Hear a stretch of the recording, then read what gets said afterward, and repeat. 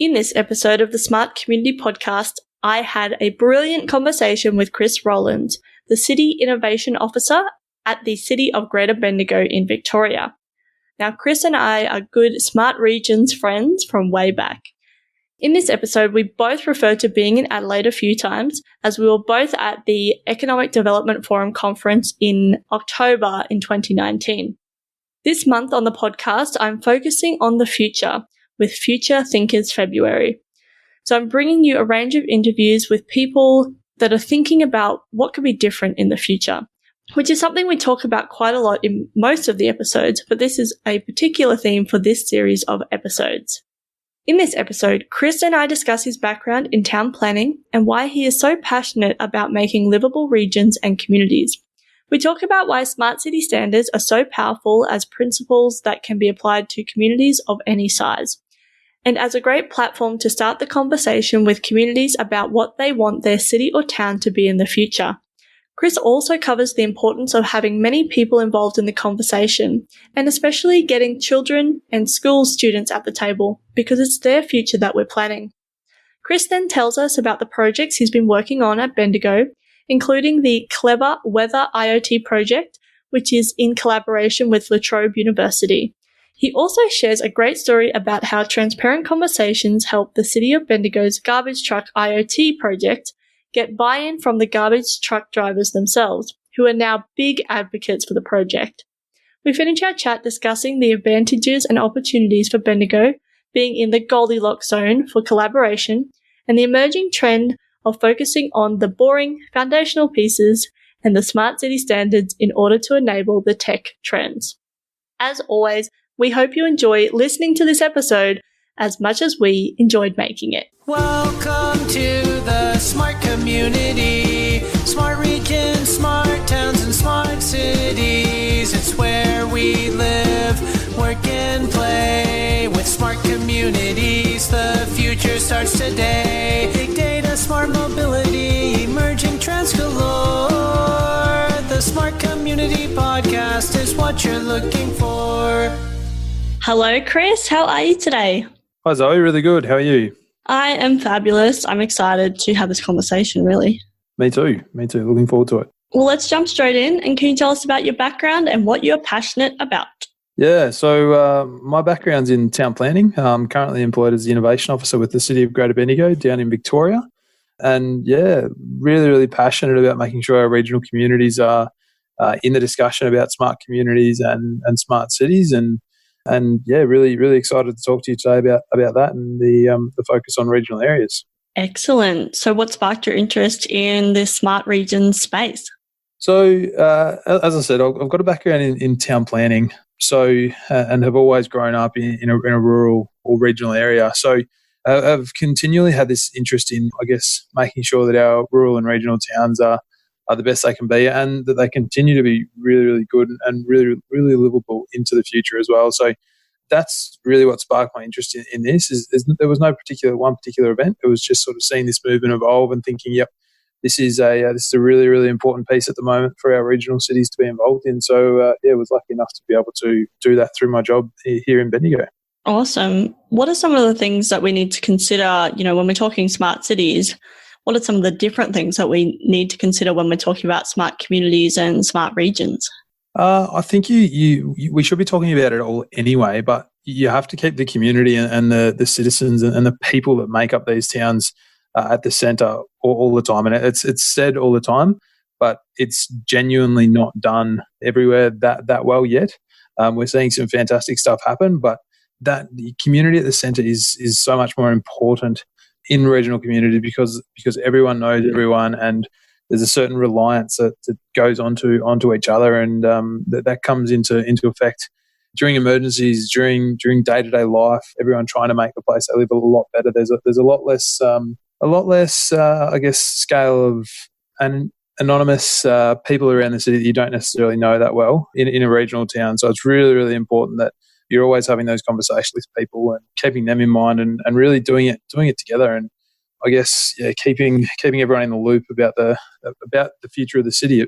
I mean, on the whole, that's what we're talking about. We're talking about where we want our towns and communities to go to in the future. Mm-hmm. And what is a smart community to you? A smart community to me, it's a term that's used a lot, and I think people use it a lot and use it as almost as an excuse to talk about technology. It's easier for me to answer that it's not about technology than it is to really put my finger on what it is. But I think it boils down to a community that is I guess really working hard, and to take the definition out of the standards that are out there, that it's a city that's really increasing its pace and increasing its sustainability and resilience consistently and continually to really meet some of the challenges we've got ahead of us, because there's no shortage of them. Mm.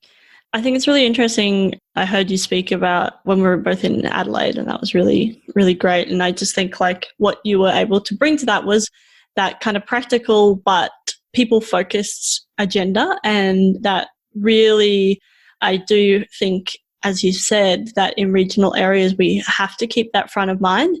You might be able to get away with the other stuff in the biggest city where people don't know, your sister and your dog and your, second cousin or whatever. And unless you have that authenticity, you won't last very long. So I think when I heard you speaking about this, and also bring it back to the standards as well, like a lot of people aren't aware that there are these standards out there. And if you read the standard, which I've done now, it's not about technology. There's some really great things in there that you need to consider about technology, obviously, because we can't just be, oh yeah, we've got a data platform, and then not having people specialize in that area actually setting those things up, so then we make sure that we've got the privacy, the security, things actually work and all those type of things. But the way that it's written is actually quite, contemporary, or I don't know what the word would be, but it's accessible, I suppose. I think accessible is the right word. It's written in a way that it can be picked up and transferred into a city of any size, whether that's a community of 300 people in rural Australia, or whether that's a city like Melbourne, Sydney, Brisbane, Darwin. Doesn't matter. It can be picked up, and it's really not a set of cookie cutter recommendations. It's a set of principles and almost a checklist of what good looks like in your city if you go through and actually address some of these points. And as you say, it's not about technology. There's actually very little about technology in there, aside from some stuff that obviously is enabled by technology, but it's not the focus. So things like having a collective city vision and agreed direction for your city to take. Now, that's not a council just doing its own thing. It's agreed and accepted and aligned to across your whole community. Things like collaborative leadership, all these things that are really, really fundamental to a really sustainable and a really resilient community. It talks about all of those, and I think we're missing a bit of that conversation at the moment. Yeah, no, I agree. And hopefully, one of the reasons I started the podcast, that we can add some of that conversation, to the overall narrative. Yeah, absolutely. So we touched on this a little bit, but why do you think that this concept, as it stands at the moment, or as we determine it and as we, I guess, continue to actually define what it is, why do you think the smart community concept is so important? I think it's a really, really important concept for us to wrap a whole number of discussions in, but predominantly provides the platform for want of a better term, the platform for us to have these conversations with our community about where they want to see their city go. So I think the best way I've heard it described is actually by Joaquim Alvarez from Barcelona, obviously a good friend of the show and a good friend of both of us, talk about what does a city want to be when it grows up. And that is so, so right, to talk about a city like that and to talk about a community like that. In 10 years' time, in 20 years' time, in 30 and 40 and 50 years' time, what does that city want to be? And what does it want to be known for? Does it want to be known for having a landmark or a tourist destination, or does it want to be known for being a really, really good place with a lot of knowledge about a specific area? And that's a conversation that you have to have with your entire community, young and old. It's really, really important that we keep involving school students, particularly primary school students and children, in these conversations. It's their city as well. So I'm really passionate about making sure we can get the ideas from students too. It's all about that. So what does your community want to be when it grows up?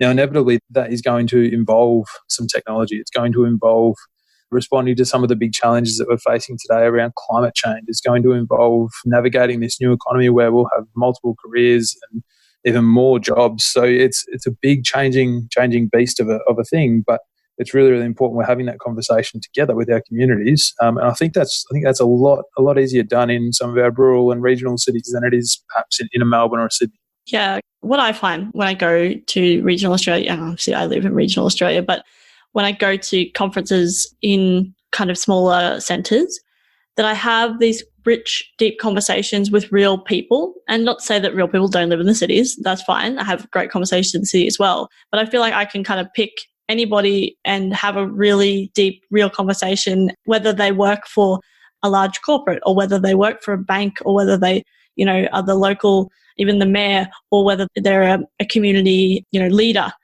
I have these really kind of real conversations, and I love it. And I think it gets back to your point where, you can't hide in regional Australia, so you're better off just being yourself all the time. Absolutely. You have to be authentic, and there's no point. There's absolutely no benefit to being anything but authentic, and particularly in rural and regional Australia, and particularly when you're in a position to be able to actually influence and change the future of your city or your community, which I think most of us are. It's really important you bring that authenticity to the conversation, because I think sometimes it gets lost. Yeah, I agree. And I think that's also a really key point, which is that we have the ability to shape it and to influence it. But the first step is to actually get involved. Because if you're standing on the sidelines, even if you're shouting in, you need to, get on the field and actually get involved. And that means that it might be a bit uncomfortable at times, because you might be thinking you're in over your head or whatever, or you're having these conversations and you're like, I just don't know quite enough about that. I want to learn more. Or bringing your lens, I guess, is really important in this space, because we can shape it, but only if there's enough people involved in the conversation from the community that, we want to actually influence. Yeah, absolutely. Couldn't agree more. We all have to be at that table. So how do you think Australia is currently embracing, the smart city, smart community concept? I think Australia is embracing it in a pretty big way. It's talked about a lot. We see cities rolling out projects quite often. There's quite a large focus, for whatever reason, whether it's distance and the distances and the densities that we have here in Australia, or whether it's something else, I don't know. But there seems to be quite a gravitation towards IoT in Australia, and I'm involved in a couple of IoT projects myself, but there seems to be a real gravitation to that. And I don't know what the reason is behind that, whether it's quite easy for us to do or understand or grasp, or whether it's just because that is what's going to have a huge impact for our cities. I'm not sure. I think that I see that as being probably the key sort of driver of where we're seeing smart cities discussions at least begin in our communities at the moment. So it's all about understanding our place in the world a little bit better, or it's about making some of these small changes that are actually really simple to say, okay, we're going to optimize how we pick up rubbish in a city, for example. But that's all done through IoT of one sort or another. Yeah, no, I would agree. I think, and it was something I talked to Kim about as well, that for him, when he came here, it was like, smart cities equals IoT, or, that's what the conversations we're having. And again, I agree with you. I think we don't know whether it is because it is the enabler of these great things, and it will be the enabler of some awesome things as well. But yeah, it is really, really interesting. Whereas in Spain, there's not, they are doing IoT stuff or whatever, but it's more about, I don't know, when I was there, obviously I was talking about transportation and mobility. It's very much about mobility and how do we make the city a better place for people walking around and living, and these really kind of people problems. That's where we started, with the conversations.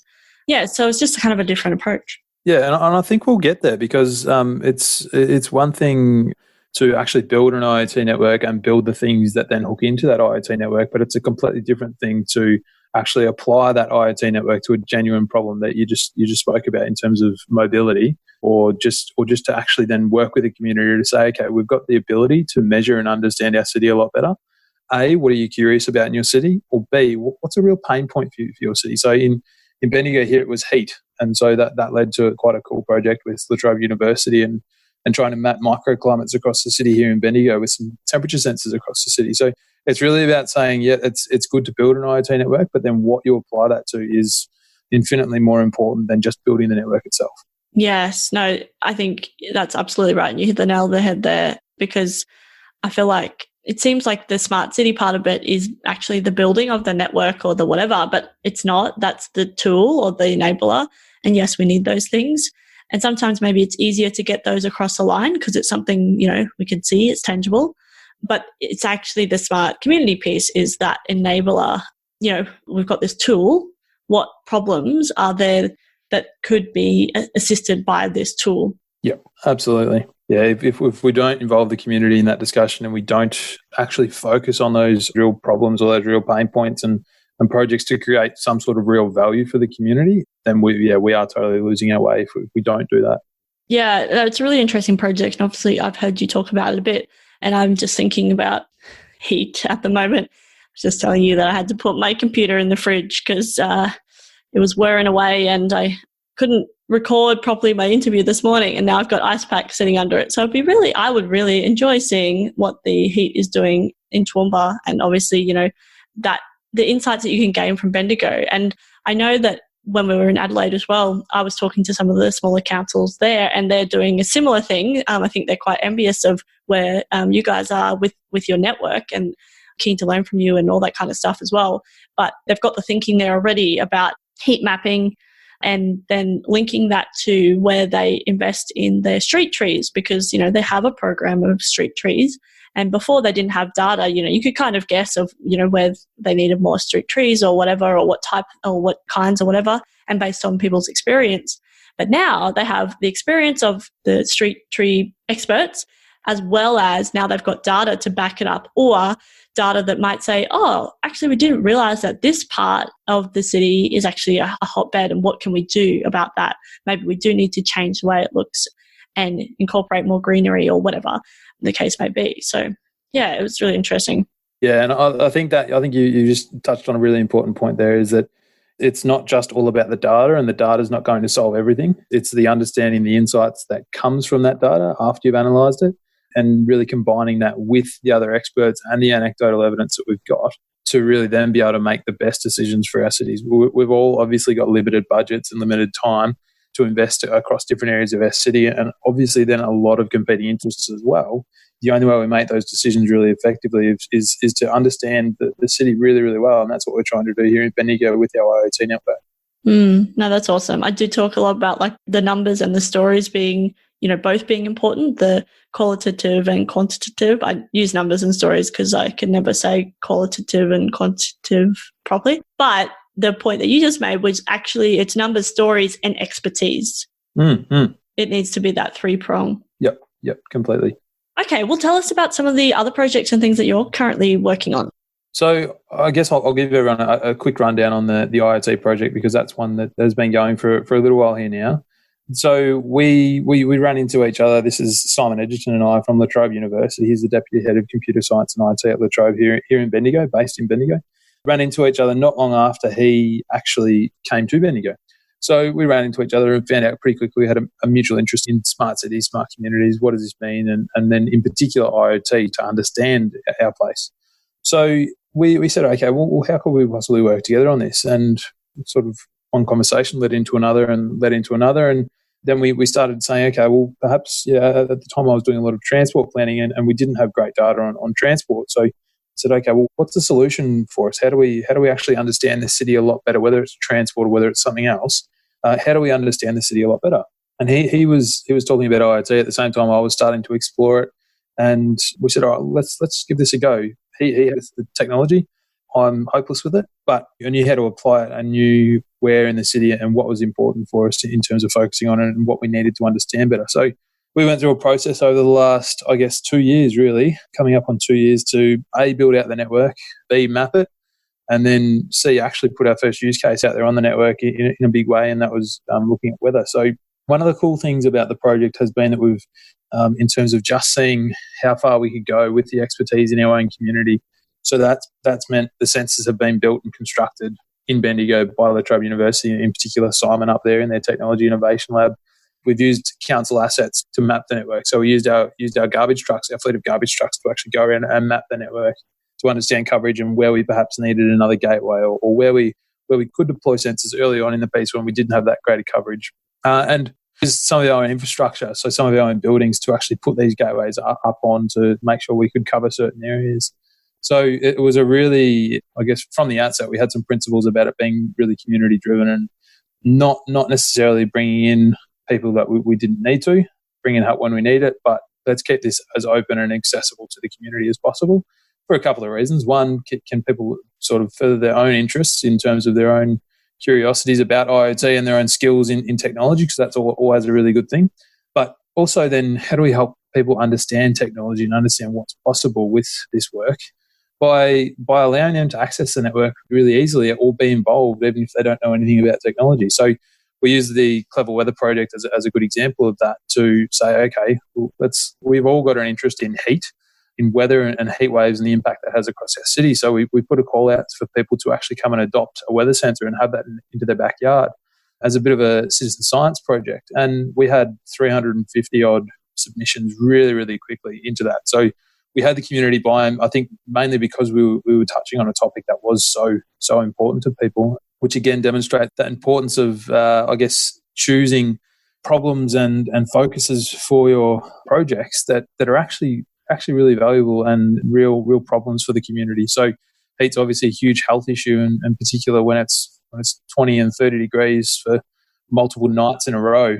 The daytime temperatures are 40 plus, and then it's not cooling down at night. No one's getting that respite. So that turns into a really big heat health issue quite quickly. So if we can understand that better, then we can understand, as you said, where to plant trees, but also then what sort of development we're doing, is that's in the public realm, or whether that's actually development we're allowing and approving in the private realm. So really, really important for us to understand that. And yeah, that's been a really good example of how you engage your community from the outset with those sorts of projects. So that's been a really, really fun project, a frustrating project at times. None of these projects ever go 100% right, but it's been really, really good. And we're up to about 70 sensors across the city now, with quite a few in public spaces now too, where people can see the temperature at the end of their street or in their local park, which is really cool. And again, it's engaging the community and helping people to engage with this technology that, from the outside looking in, could be perceived as being scary, or could be perceived as being something not that important, or could just be a complete unknown, all of a sudden to being something really, really useful. So yeah, that's really cool. The other piece we're looking at, as I think you mentioned a little bit earlier, is really starting to dive into some of these smart city standards and really ask ourselves, what do these mean to us and for us? We have a number of pieces of work going on that are long-term strategic pieces for Bendigo. Bendigo is going through a period where its growth is really, really strong. It's quite rapid. It's sort of 1.6, 1.7% per year. Our population looks like it'll almost double by 2050. So that means we have to do a lot of thinking about how our city wants to look and what our city wants to be when it grows up, even in the next 30 years. So it's really about now drilling down into these standards, which have been written by absolute experts globally, and being able to take the points they're raising and then not just cookie cutter them into Bendigo, but think about what they mean in our context, and think about A, the challenges they can solve, but also B, what are the opportunities? We talk a lot about challenges and problems in cities, but we sometimes do that at the cost of talking about opportunities. So there's opportunities and advantages that every city has. And I'm hoping that cities are able to continue the discussion about problems, but also start recognising the assets they've got in their communities, whether that's community members themselves or other organisations in the city. That's really important for us. So we're looking at those standards and now really starting to look into 2020 and think about how they stack up for us. No, awesome. Thanks so much for sharing. And I always love seeing updates from Bendigo, and I really loved being in Bendigo, even though it was very brief earlier this year for the Bendigo Invention and Innovation Festival. It was one of my kind of highlights of the year being in regional Australia. Actually, most of the conferences that I've been to that were highlights were kind of in regional Australia. It was been lots of fun, and also I've learnt so much. And every time we talk, I learn something new as well, which is awesome. Yeah. There's something about those regional events that I think it might be a lot to do with that authenticity we spoke about earlier. There's just something extra to them, I think. Yeah, I agree. I want to dive a bit deeper into the projects, but I think maybe what I'll do is we'll go on to the next question, because you would have had to do a lot of integration, right, across these different disciplines. You're working with Latrobe. So maybe you can talk about that a little bit. And actually, I just want to bring up quickly, I know you told me, and correct me if I'm wrong, that so you use the garbage trucks to map out the IoT network. And the garbage truck, like the operators themselves, were really keen once you started telling them about the project. Is that right? Yeah, there was a lot of intrigue down at our depot, just saying, "Oh, well, what are these guys? What are these guys sort of up to?" And then speaking with a couple of the drivers, saying, and just sort of, "Oh, what are you doing to my truck?" There was sort of a real ownership, and there's a real sense of, I want to do my job the best, and this is my truck. You're interfering with my job. But once you actually sit with them and talk them through what you're doing, it's almost like, oh, wow, this is amazing. So you mean I'll be doing my job, but at the same time, I'll actually be helping you map out the city in this really amazing technology. Well, it's another example of actually just being able to have these really authentic conversations with anyone. And once you're transparent and talk about what you're doing and why you're doing it, people will be fine with it. If you're doing it for the right reason, it will be all good.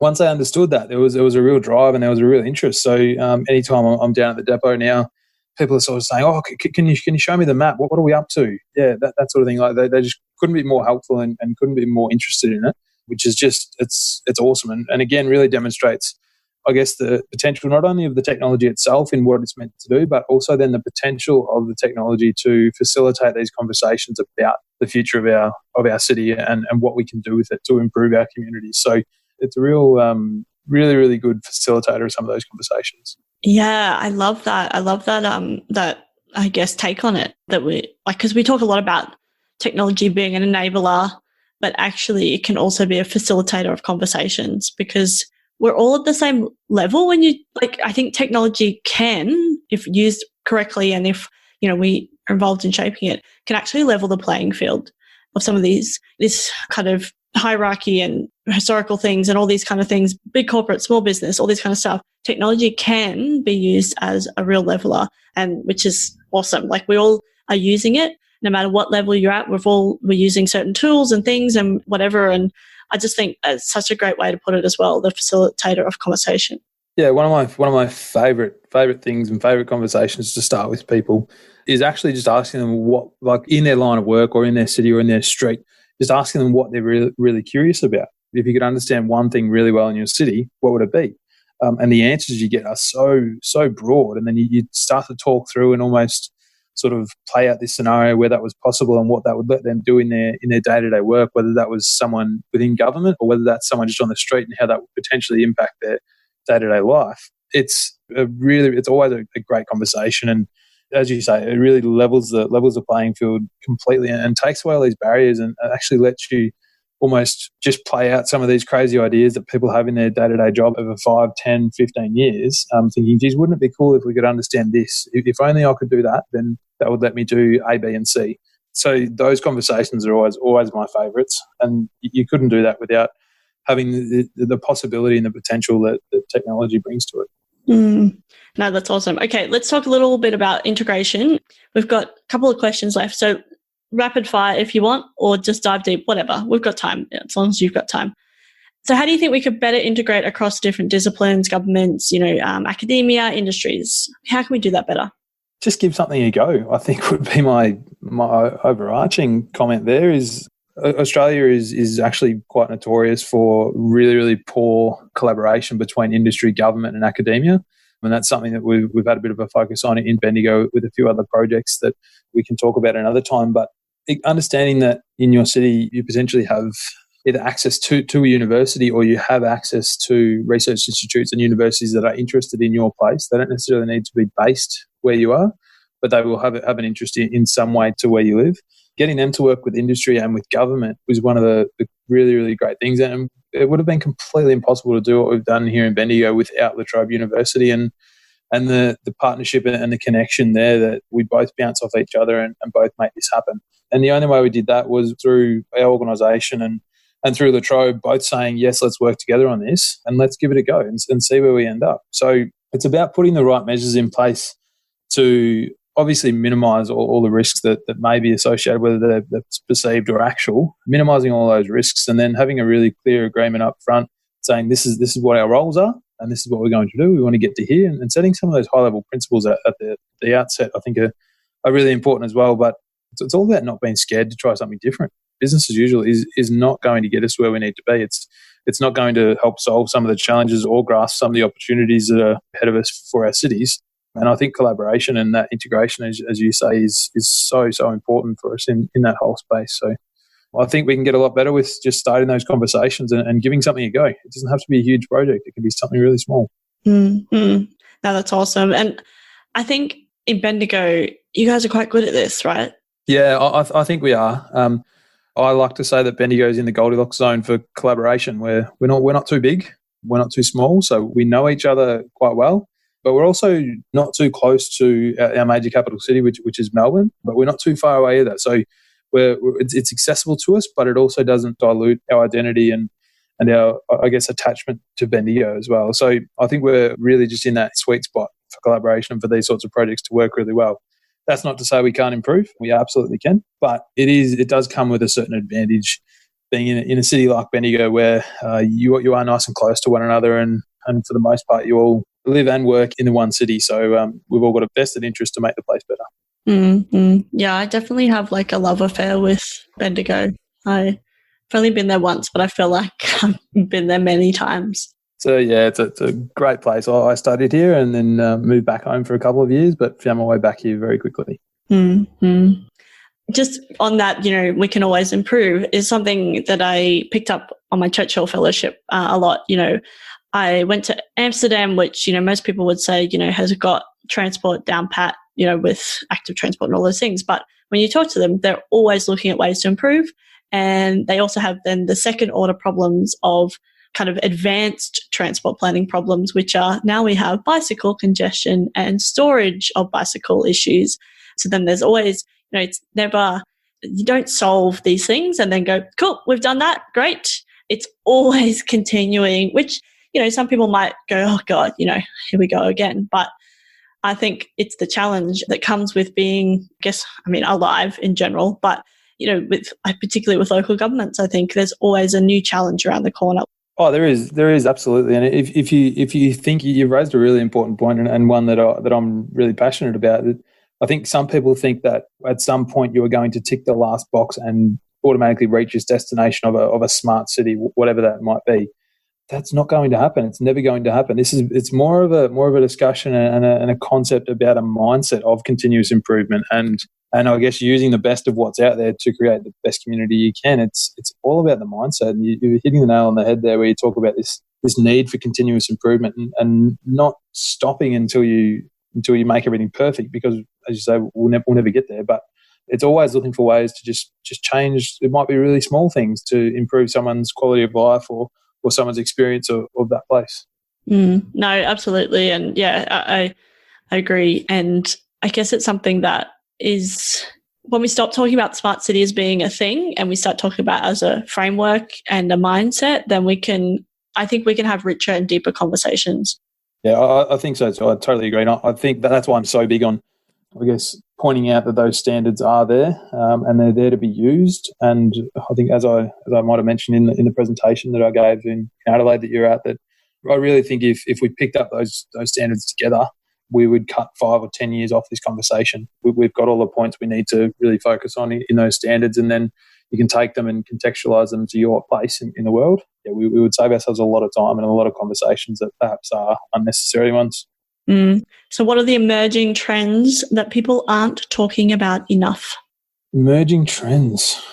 It's a really good question. I think, maybe it's not a sexy trend, but the standards, right? If we pick, I like your idea of picking them up together.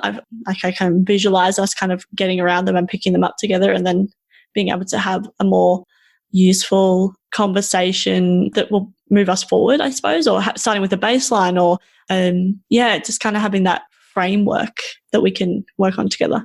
I think you're right. It definitely isn't a sexy trend like some sort of new AI or machine learning ability that's coming out there, but it's perhaps not as much emerging as it is a little bit unknown among a lot of people, but at the same time super, super important because it focuses a lot on the foundational pieces that make all the enabling technology and make all that really important stuff that we spend a lot of time talking about now. It actually makes all that possible and makes the impact that will have so much greater if you've got those foundational pieces in place around your procurement models and around your collaborative leadership and that agreed vision for your city. It makes all of that really, really possible and makes the impact of that so much greater. We'll just be coming back to the drawing board after the fact and getting it all right then. It's a funny thing with emerging trends. I did try to keep up with a lot of emerging trends when I first started in this space because I was like, this is amazing. But now I find it so hard to keep up with what is happening out there in terms of the tech that I just focus on what I know is a really foundational piece to what we're doing. And it's really boring, it's really dry, but it's procurement, it's governance, it's all of these really high-level sort of strategic things that we need to have in place to then let the technology and the appropriate processes and people and things come into our communities to actually solve those problems and challenges and grab those opportunities that we find through the collaborative leadership and through those conversations that those foundational pieces really make up. So I don't really follow the emerging trends that much. So I'm blown away when I do go to people that are more tech oriented than I am. Yeah, I get my mind blown every time just how fast things are moving. It's pretty incredible. No, I love that answer because as you were saying that, I kind of feel like I feel the same way. And I use emerging trends to not just be technology, but, human trends and, what we're, I guess, just like what's on the rise and what's on the horizon and all that kind of stuff. But it is quite overwhelming when you try and keep up because there's actually no way you can keep up with all of them because every second there's, however many hundreds of new things that, are in the world. But I guess really focusing in on the ones that you find important and, the other ones will come to you when they need to, when the universe thinks that you need to know them. Definitely. And it's about understanding your place in the world too. So for me to go out and try to keep up with emerging technology and research and trends in the marine industry means nothing when the beach is 3 hours away. So you could spend all this time like looking at these emerging trends, and it's not saying that some of those things in other sectors that aren't directly relevant aren't transferable, because you look at what's in agriculture and how that transfers so well and scales so well into cities and has often been there for 10 years before we've picked it up and thought about using it in a city. But it's really about understanding what's worth your time in terms of following along with what's really important at the time. Well, Chris, it's been so awesome to chat with you. Thank you so much for being so generous with your time and coming onto the podcast. No worries. Thanks for having me. I just have one last question, which is how can people connect with you? Yeah, people can find me on LinkedIn. Definitely on there quite often. So if people want to reach out to me on LinkedIn, more than happy to chat. Thank you again for coming onto the podcast. And we will definitely talk soon. And I look forward to our next conversation. No worries at all. Me too. We'll talk soon. Talk soon. See you, Chris. See ya. Bye.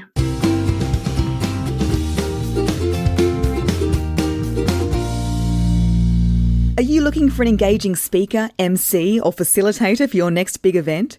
Then we've got you covered. Zoe is a go-to speaker, MC, and conversation facilitator with a difference. She's a master at simplifying the complex and making connections you might never see. Book Zoe for your next event. Email hello@mysmart.community or head over to her speaker page, www.mysmart.community/speaking. Thanks so much for listening to the Smart Community Podcast. Show notes for this episode and all other episodes are available on our website, mysmart.community/podcast. If you have any questions for us or any of our guests, you can email hello@mysmart.community. You can also find us on the socials. We are on LinkedIn and Twitter @SmartCommHQ. That's Comm with 2 M's. If you are enjoying the podcast, please hit subscribe so you never miss an episode. And we would love for you to leave us a rating and review at wherever you listen. This really helps us reach more ears and eyes, so thank you for your support. As always, we hope you enjoyed listening to this episode as much as we enjoyed making it.